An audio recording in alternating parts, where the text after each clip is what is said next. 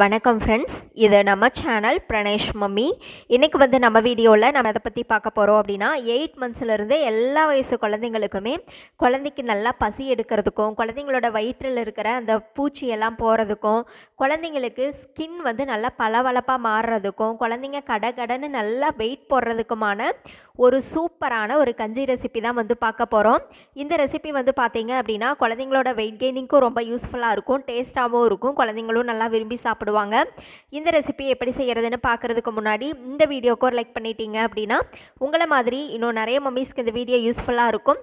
அது மட்டும் இல்லாமல் இப்போ தான் நீங்கள் ஃபஸ்ட் டைம் நம்ம சேனல் பார்க்குறீங்க அப்படின்னா மறக்காமல் நம்ம சேனலை சப்ஸ்கிரைப் பண்ணிக்கோங்க. இப்போ வீடியோக்குள்ளே போகலாம். ஓகே ஃப்ரெண்ட்ஸ், இந்த ரொம்பவே சூப்பரான வெயிட் போடக்கூடிய குழந்தைங்களுக்கான பால் கஞ்சி செய்கிறதுக்கு நம்ம வந்து ஒரு 3 ஸ்பூன் அளவுக்கு சாதத்துக்கு போடுற அரிசி எடுத்துக்கலாம். இது கூடவே 2 பாதாம், ஒரு 4 துண்டு தேங்காய், அந்த அடியில் இருக்கிற அந்த பிளாக் கலரில் இருக்கிறது எல்லாம் ரிமூவ் பண்ணிவிட்டு சேர்த்துக்கோங்க. இப்போ கொஞ்சமாக தண்ணி சேர்த்து இது எல்லாத்தையும் ஒரு டைம் கழுவிட்டு மறுபடியும் சுத்தமான தண்ணி சேர்த்து இதை வந்து ஒரு 1/4 மணி நேரம் போல் நம்ம நல்லா ஊற வச்சுக்கலாம். இப்போ பார்த்தீங்கன்னா இந்த அரிசி, பாதாம், தேங்காய் எல்லாமே வந்து தண்ணியில் நல்லா ஊறிட்டுருக்கு. இதை வந்து ஒரு மிக்ஸி ஜாருக்கு மாற்றிக்கலாம். நார்மலாகவே ரைஸ் வந்து நான் குழந்தைங்களுக்கு சூப்பராகவே வெயிட் போடும். இது கூட பாதாமும் சேர்த்து கொடுக்கறதால பிரெயின் டெவலப்மெண்ட்டுக்கு ரொம்ப யூஸ்ஃபுல்லாக இருக்கும். தேங்காய் வந்து பார்த்தீங்க அப்படின்னா குழந்தைங்களுக்கு கடன்னு வெயிட்டும் போடும், வயிற்றுப்பூச்சி எல்லாம் போகும், ஸ்கின்னு வந்து நல்லா பளபளப்பாக இருக்கும். இதனால் தண்ணி மாதிரி அரைச்சி எடுத்துகிட்டு வந்துட்டு இந்த மாதிரி ஒரு ஃபில்டர் வச்சு நல்லா ஃபில்டர் பண்ணிடுங்க.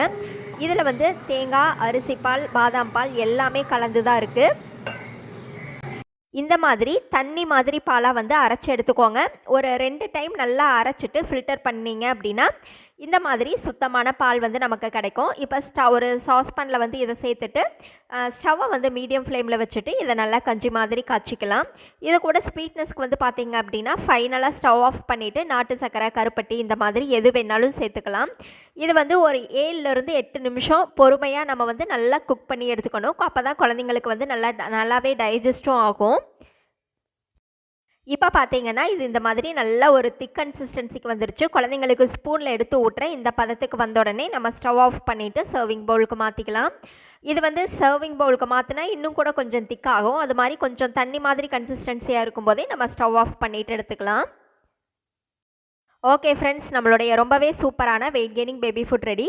இந்த ரெசிபி உங்களுக்கு பிடிச்சிருந்தது அப்படின்னா மறக்காமல் நம்ம சேனலை சப்ஸ்கிரைப் பண்ணுங்கள், லைக் பண்ணுங்கள். அதே மாதிரி உங்களுடைய கருத்துக்களையும் கமெண்ட்டில் சொல்லுங்கள். Thank you friends.